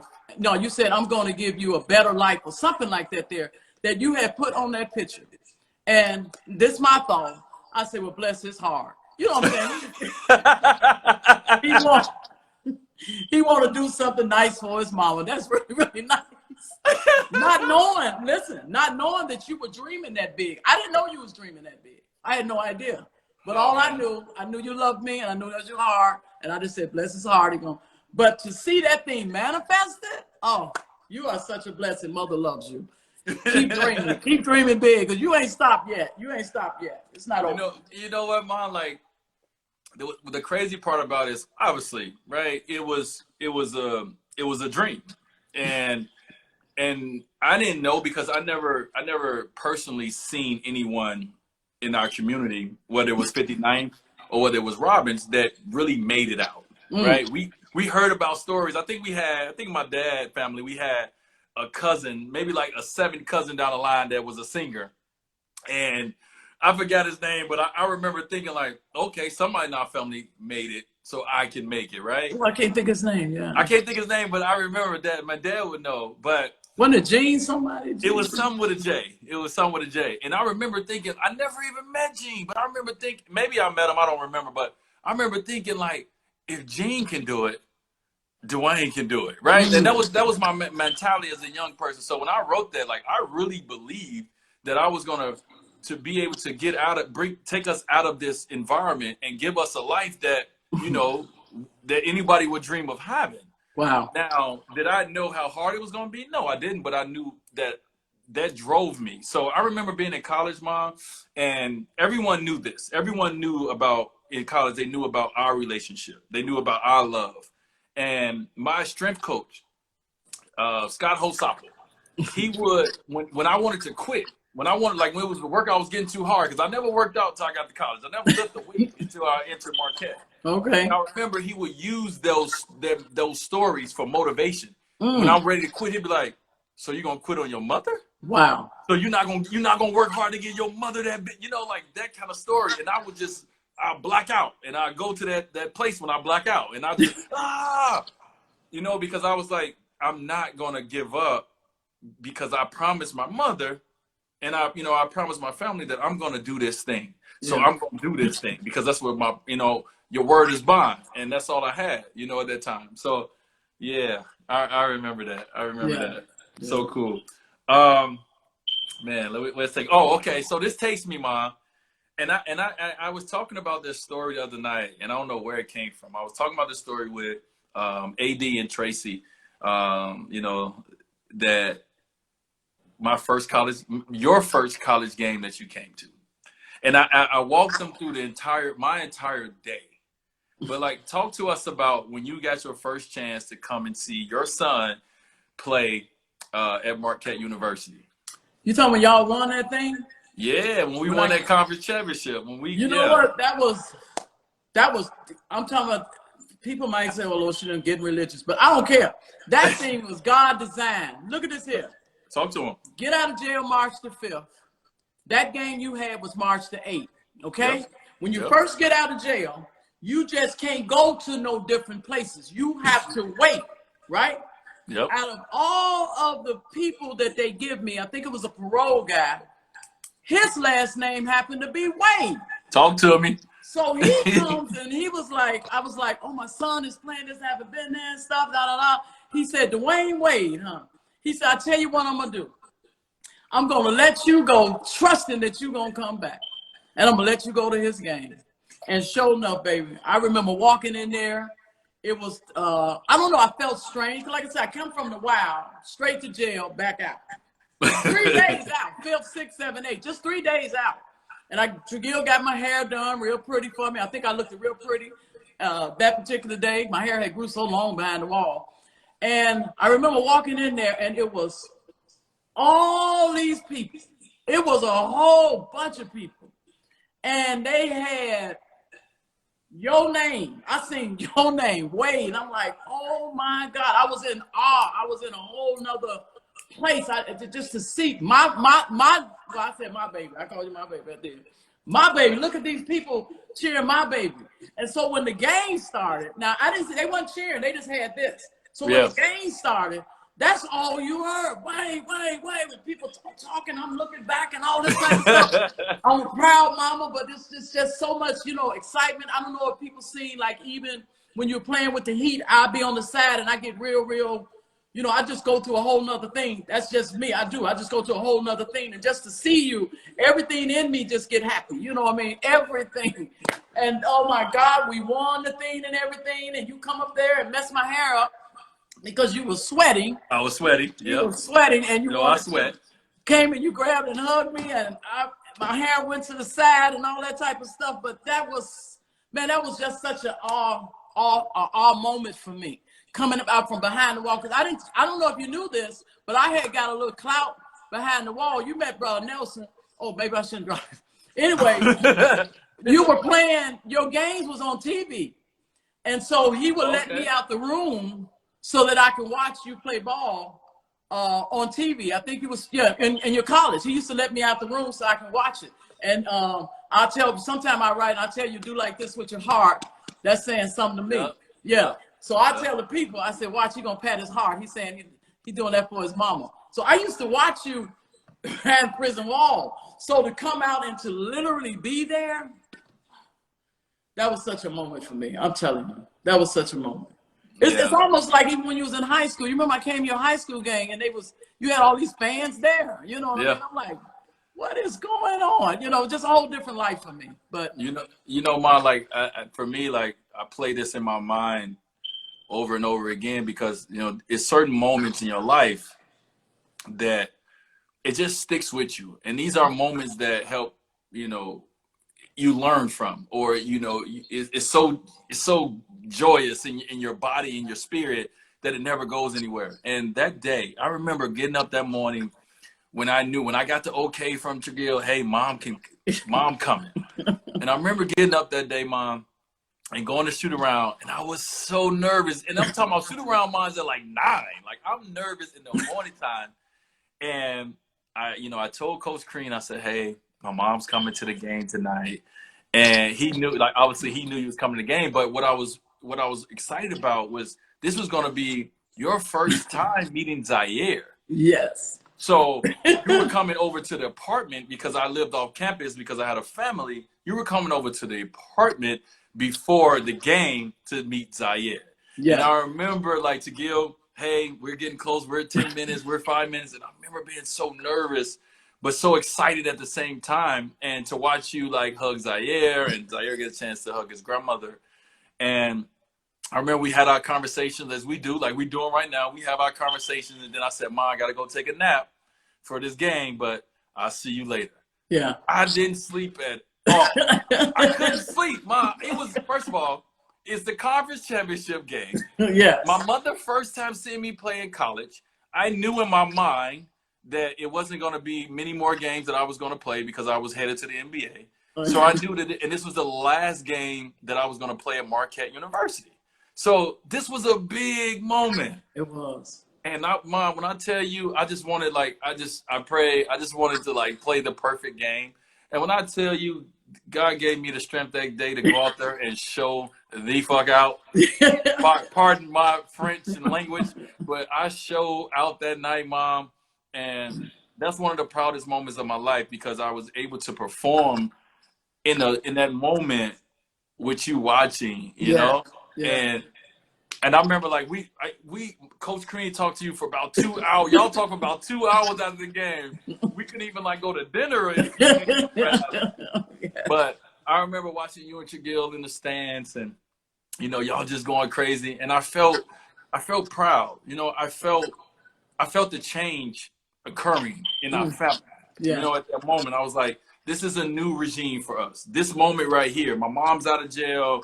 Like, I'm doing what I'm doing. I'm going to the next level, and this is our new regime. And I didn't feel whole until that moment you came to Milwaukee and came to my apartment and then came to the game. Wow. So I don't know. We have never talked about this. No, we didn't. That was a great moment to meet Zaire. I was nervous as all outdoors. to meet Z, and he was the most lovable, cuddlest thing that. Yeah, he was. Yes. Oh my God. I remember, I can see him right now. Just, everybody, drooling over him and all that type of stuff. And I'm like, man, this is my grandson. This is Dwayne first baby and this and that. So I don't know. You're right. It was a new thing had happened. You know what I'm saying? We all had crossed over a threshold somewhere, and I remember I did tell you when I told you I was turning myself in, I said, I want to be a better mom to you all. And I want to be a good grandmama to my babies, because he hadn't came yet. Right. So I remember. that was my big goal now. Now I might have dropped the ball, so to speak, with the kids, but I got grandkids now. I can get in here and make some type of difference. You know what I mean? Yeah. So me and Z became real cool and close. You know what I mean? And then there came Zion, who's now Zaya. We, you know, right now he's like this here, and we found out we got a whole lot in common. A whole lot. I sat down and it's like I was hearing my life through this kid. I was like, Right. oh, okay. So he's, you know, I am a little, you know, different. I'm strange, but we all are. Everybody all are. is. Everybody got Listen, their own idiosyncrasy. we all are. Listen, first of all, Ma, before I get to the next point that I want to make, you just brought it up, but shout out to your other son, Chris Paul, who just came in the chat. Hey, Paul. Yeah, shout out to Chris Paul. But Ma, let's talk about that, because this has been a topic for a lot of people. It's been sensitive for some people. It's been uplifting for other people. But let's go back to the moment, and we were in Chicago. That's the season I came to play with the Bulls. Yeah. And I think Zaya at the time was 8 years old. And I remember coming home from practice, and, you know, the family telling me, hey, Zaya has something that we called a Zion at the time, but Zaya had something that she wanted to talk to you about. And this was the moment that Zaya came out to me, right?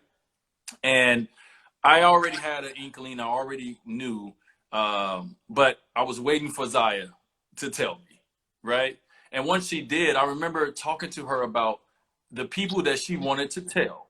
And I remember she had a list of people she did not want to tell. And you were on that list. And the reason you were on that list is because of your position in the church, right, as a pastor. And Zaya mentality was, she's not going, because of what it says in the Bible, my grandmother is not going to accept me. So I do not want to tell my grandmother, right? And we allowed Zaya to tell everybody on their own, right? Because it's her story, it's her journey, it's her life. And I remember when Zaya first told you, can you talk about that and what that moment was like? And yeah, talk about what that moment was like. Well, you know what? You know, because I live in you all's life, you know, in the story of my children's lives, you know. Yeah, I am a pastor. And one thing God gave me, and my church will tell you, I did a message with it. One thing he gave me this thing called agape. And he let me know that, because I had it out with him, you know, by me and God. You know, he let me know in prison I can talk to him about anything. And I had it out with God.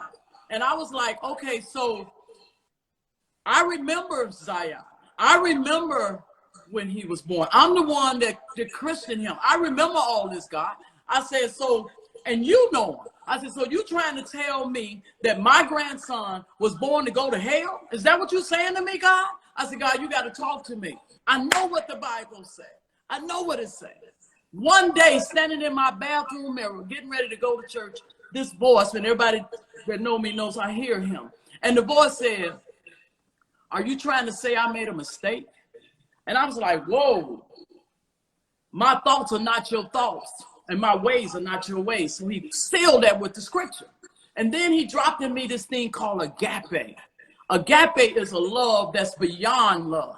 It's everybody don't get it. A lot of us see colors. You see what I'm saying? And so that's how we base it. A lot of us see A and B. And yeah, we're going to have a lot of people that's going to come and say, but she's a pastor. But I told them, I am not going, so what, I'm supposed to turn my back on him? I'm supposed to turn my back on who she believes she is right now? I would not. So when I came down to Cali and I wanted to be a part in my grandchildren's life, I was nervous to even text Zaya to let her know, I'm in town. You think we can have lunch? No, would you like to come to the game? No, I don't do the game. Okay. I said, well, what about maybe we can, you know, get together or something? So I remember sitting at the game, going to support Zion, Zaire, and Dada. And I was sitting there and I get a text, bing, from Zaya saying, you think we can do lunch or blah, blah, blah, this and that? I said, oh my God, we got a date. So that was the most exciting thing to me. I want people to understand that was exciting to me to be a part of her life. This is who God gave me. That's my family. That's my baby. You know what I mean? So that's how I stand. So when we sat down and we talked, that's when she let me know how she identified. And we talked about, she just wanted to know a little about her family, about me. Am I strange? Am I different? I said, we all are. You know what I mean? I said, well, let's talk about agape. Agape, like I said, that love is real. That's what Jesus got for us. That's the love God got for us. And so what happens, it pushed him away from me because of how people believe and what people think. So it put him away from me, period, where I can't get close to my granny.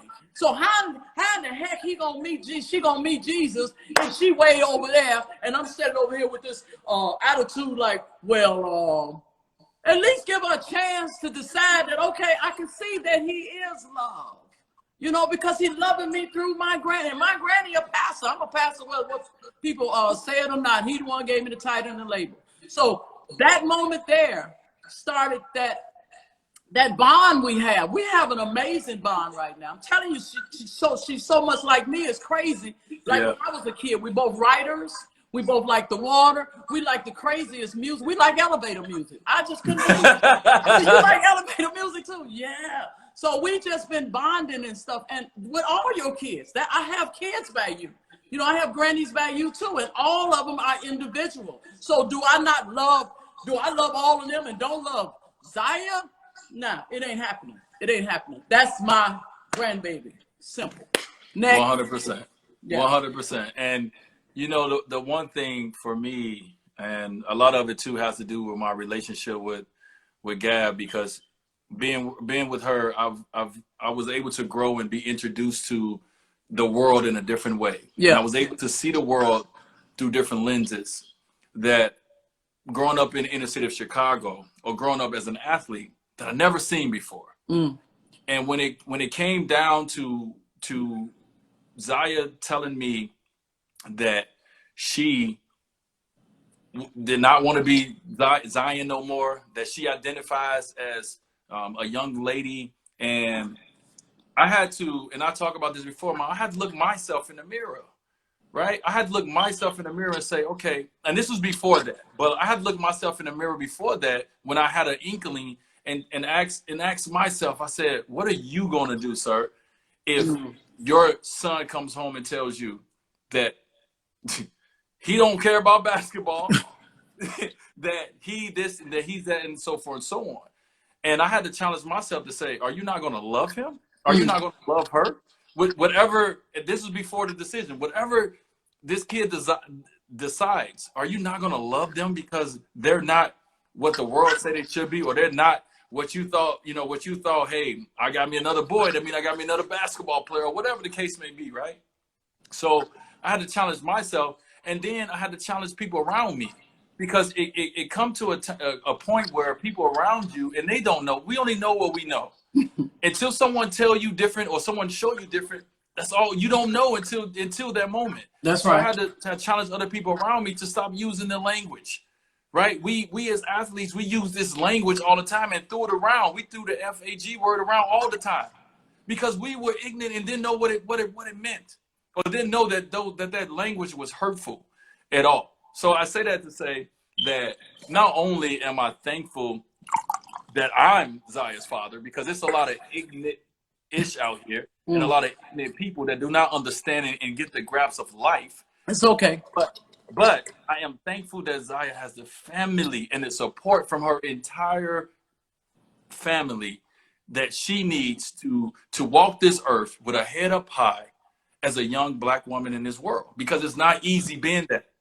Right. So I'm excited for her future, because she walks around with this confidence now, because she knows that the ones that matter is the ones that support her and love her regardless. Yeah.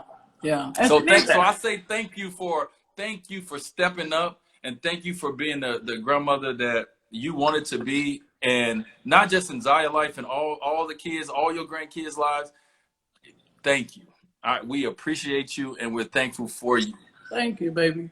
Yes. Yeah. It means a lot. So I wanted to make sure that on this live in front of the entire world that we talk about that, because we don't run away from conversations. Our family, we talk it dead on. This is what happened. Let's talk about it. Yeah. Yeah. Bring it to the floor. We bring it. So transition from that. Before I want to talk a little bit more about your church. Mm-hmm. And You know, I think the stories out there that, you know, obviously I purchased the church. Man, what year was that, Mom? 2008. 2008. I purchased the church for my mother, and you know, from 2008 to now 2020, you've been doing God's work, and you've been doing some amazing work. Talk to us about, you know, your ministry and, you know, how you approach being a pastor and you know, and everything. Well, you know what? It's all about having peace with the call that you know is on your life, okay? And then being comfortable in the space or the place in which he have you.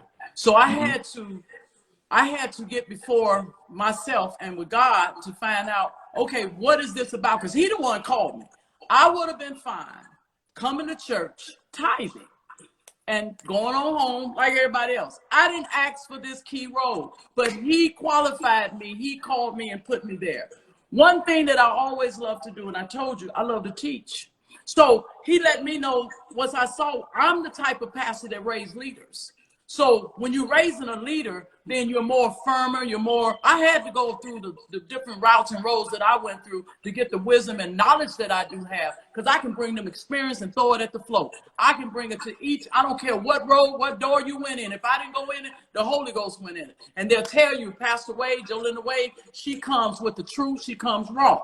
Even when I share with them how I felt over the pulpit concerning my grandson. Now, if some people wanted to walk because of that, guess what? I ain't your pastor. You're supposed to walk. Go someplace where you're comfortable at. Don't sit in nobody's place where you're not comfortable. Guess what? You're not going to get fed. It's just that simple. So I feed the people that God tells me to feed, and I feed them with the word of God and the truth.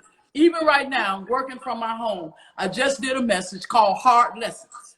And what do you do in them hard lessons? You don't stay in them. You don't let them knock you down. You don't let them keep their feet up on you. Just tell that thing, I'm just passing through.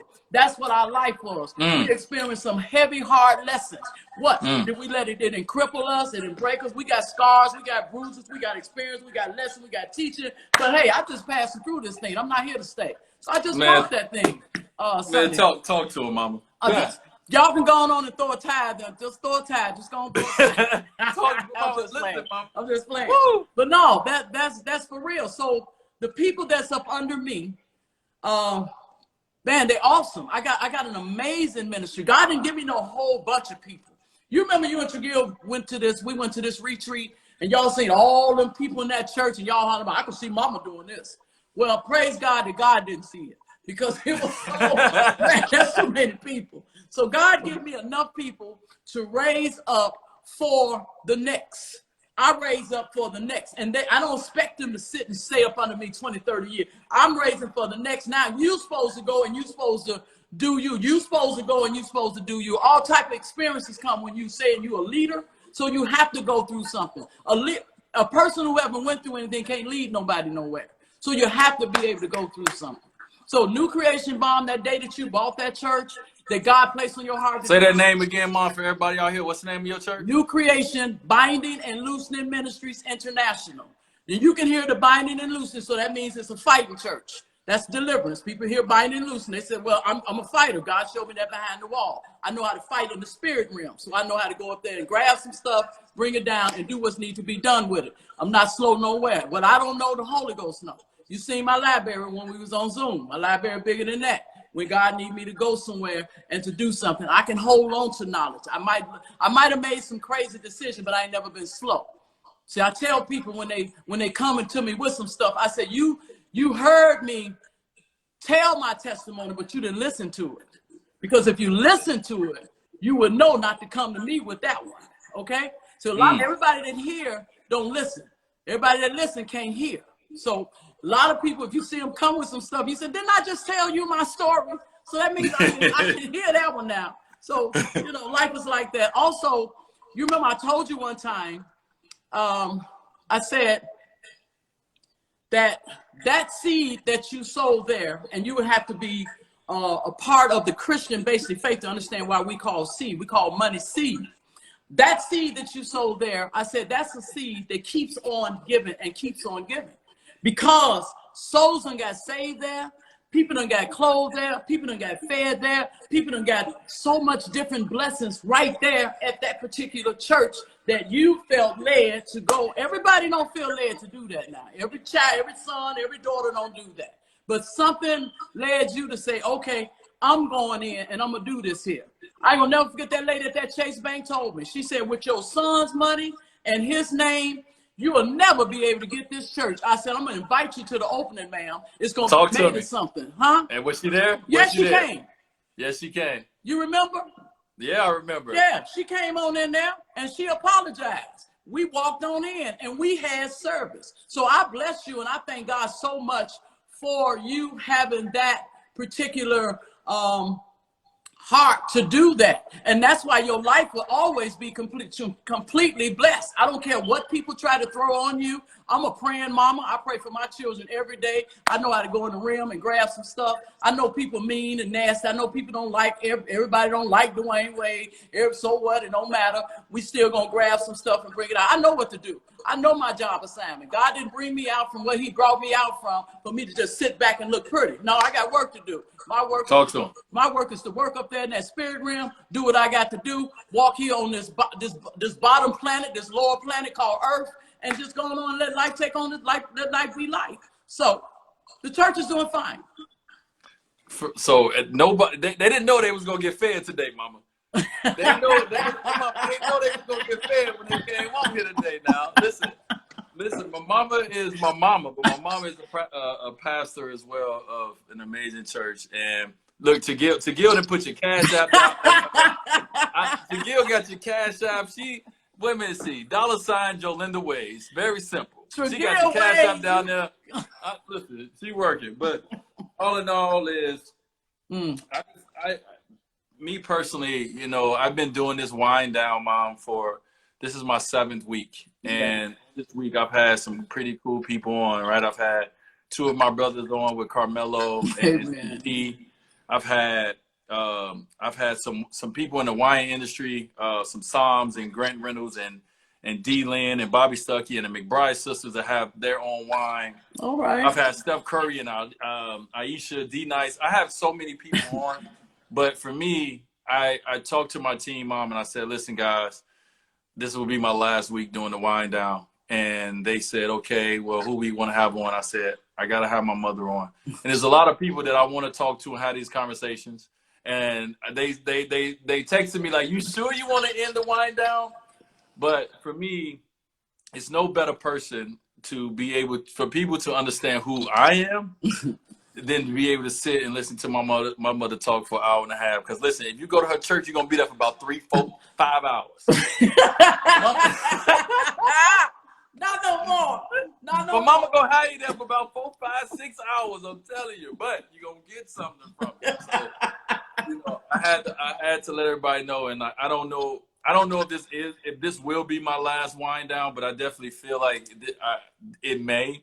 And I just want to say as we wrap this up, because we can, Mom, me and you can keep going. It'll be 12 o'clock midnight. Yes, sir.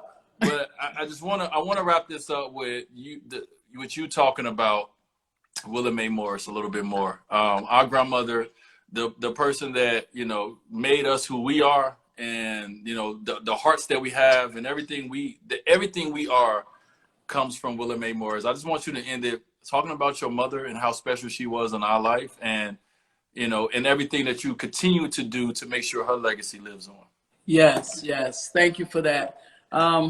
Today was a little heavy for me. You know, Mother's Day is right down the street. And for you to, you know, want to sit down with me today, it just, you know, really came together on me. So it was a little heavy for me.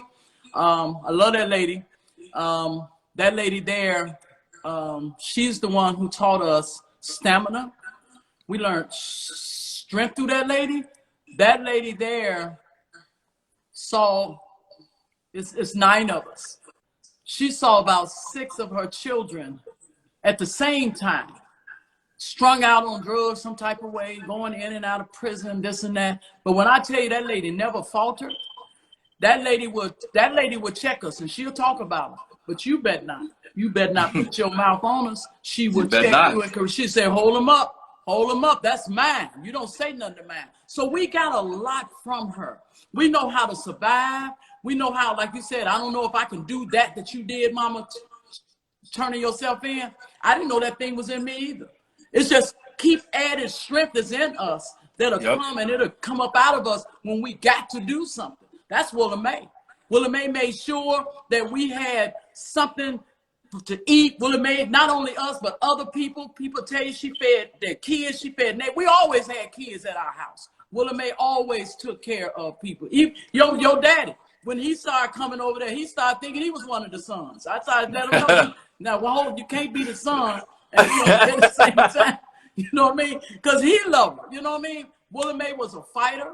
Willa Mae was strong. Willa Mae came from Jackson, Mississippi. She was born in Yazoo. Willa Mae didn't finish high school. So Willa Mae, it was very important to Willa Mae education. That's why we call it the Empowerment Center. And that's why we focus on education the way we do. That's why she was on you. You go to school. She was on that. She'd be on all of us to go to school. She was very disappointed when I did drop out because she thought I was her smartest kid. But I still, kept on going and going in life. She didn't give up on me.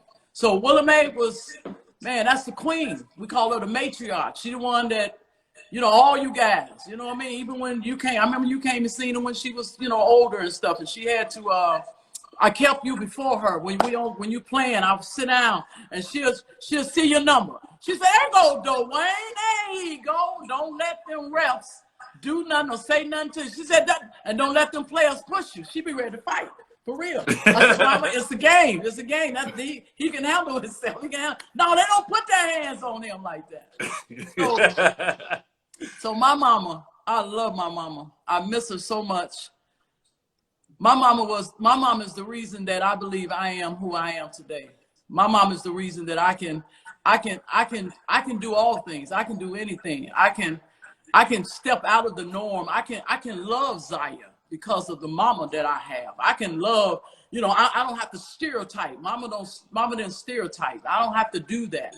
I can be open. I can be free. I can love the Lord. The Lord can love me. I can live high. I can live low. I can make it through whatever situation or circumstances that would come my way because I had a mama like Willa Mae Morris. I believe that. Mama, Granny told me not to give y'all none of my money, right? She did. Granny used to always tell me, she said, baby, once I made it to the NBA, she said, baby, keep all your money. Don't give none to your mama. Don't give none to your sisters. See, Granny didn't want me to give none. Grandma said, keep it all for you and your family. Don't give it to them because they ain't going to do right by it. I believe it. Every time I see it, she said, baby, keep that money now. And then she always told me, Mom, she always said, and don't put your hands on no woman. Don't be putting your hands on no woman. Didn't play that. That was her message to me as I got older. She always said, she told me, keep my money and don't put my hands on no woman. And she also used to tell you, don't take no wooden nickels. Remember that? She used to tell me that when I was young. That's right. Don't take no wooden nickel. Mama was in on everything. I believe she told you not to give us no money. But she even said, when I get old, y'all put me in a nursing home. Don't y'all take care of me. But that's because of who we were. Now, who we became, then she saw that you were taking care of me. I brought her to both houses that you had got me. And she, this is so nice. He got you this. So, that was her then. But she understood why you took care of me and your family the way you did. You know what I mean? So you're a special kid. That was your mom. That's who used to sit out there on the front with anyway, you and Willa Mae. Y'all home. That was my lady, man. That y'all home. I would end it by saying, as a family, like you said, she had about 6 kids out of 9 at the time that was going through the madness. Yeah. That was going through their madness. And my grandmother, she always loved you guys. Like I always remember, like if anybody know anything about my story, I always stayed with my grandmother. I sat behind her on the porch. And when we went upstairs, we watched our favorite show, Night Rider, together. She cooked Sunday dinner. I was right there in the kitchen on Saturday and Sunday, watching her do the whole thing. And I always heard my grandmother praying for you and Uncle Eddie and BB and Diane and Rose crazy self and everybody. And she always, no matter what y'all was going through, no matter what y'all was doing, she always prayed for you guys. She always had love for y'all. And that is what I know. And that's who I know. And that's who I know to be. Yeah. So, you know, I give a lot of credit to my sister, Chagil, who became a mother to me. I give a lot of credit to my mother, who I love, my father, who I love. But if anybody know me, Willa Mae, she molded me. Yeah. And I'm sure it'd be moments right now where Willa Mae will be proud of me, and I'm sure it'd be moments where Willa Mae will smack me in the back of my neck because I'm an imperfect human being and I'm not doing everything right. But Yes. that woman right there, she molded me, and she gave all of us someone that, you know, we can all work hard to make proud of us. So what you're doing and what the family is doing with the Willa Mae Morris Empowerment Center, Ma, you know, I'm such a fan of that. I'm such a fan of the legacy of my mother, of our mother. And we always have to make sure that the legacy of Willa Mae, for me, the legacy of Henry Thomas, they always live on. That's why every time I say something, anytime I have something, if I have something coming out, it's going to always have those individuals in there, because those individuals are a part of our story and our journey through life. And we would not be who we are if it was not for her and for them. So I want to end this before we get cut off. And I just want to say to you, happy Mother's Day. Thank you. From Deanna, Keisha, Trigil, and myself. We love you. We thankful for you. Your tough road through life, your steps and your journey through life has allowed us to become who we are, because one, we appreciate life a little more, right? We appreciate living a little more. We appreciate family a little more. We appreciate having our mother and our father. We appreciate so many things because we've seen how tough it was. You know, I talk to my kids about stories, and I try to tell them about stories. I tell them the good stories, but when I tell them the bad stories, I say, imagine being 9, 8 years old and walking down the street and seeing homeless people and seeing your mother a part of that. Can you imagine that? No, that's not for you to, that's not for a kid to experience. But because of that journey, it's built me tough. It's built Trigil tough. It's built Deanna and Keisha tough. So we thank you for being so freaking strong, and to be able to be in this position right here where we able to have this conversation, smile back and forth with each other, and have this conversation with the world. It means everything to me. So I love you. Happy Mother's Day. Thank you. It gets no better from a standpoint of someone who showed me that life is not perfect and it will not be easy, but you got to keep pushing. You got to keep believing. You got to keep going. So thank you, Mother. I love you. I love you. I love you. So we'll talk offline. Everybody out there, thank you guys for tuning in to the Wind Down. I say officially, this is my last Wind Down, but who really knows? But as of right now, officially, I dropped the mic. Peace. Love you, Ma. I'll talk to you soon, okay? I love you, son. Bye-bye. Love you. Bye-bye. Wow. I've been trying to find the right words to say to my kids. How do I tell my kids over and over and over again that just by the color of your skin, just because you were born African American, that you are deemed a threat at all times? No matter what you're doing, no matter where you at, no matter what your family have, you're deemed a threat. I want to send a happy birthday to Ahmad Arbery. Happy 26th birthday to the Arbery family. I want to let you guys know that we won't shut up, that our voices will get louder, and we're standing with you guys and we're standing for you guys. I don't believe in the celebration of justice until justice has been served. We've watched Trayvon Martin's killer go to court and be let free. So on this day, we keep fighting. We keep fighting for Ahmad. Happy birthday, brother.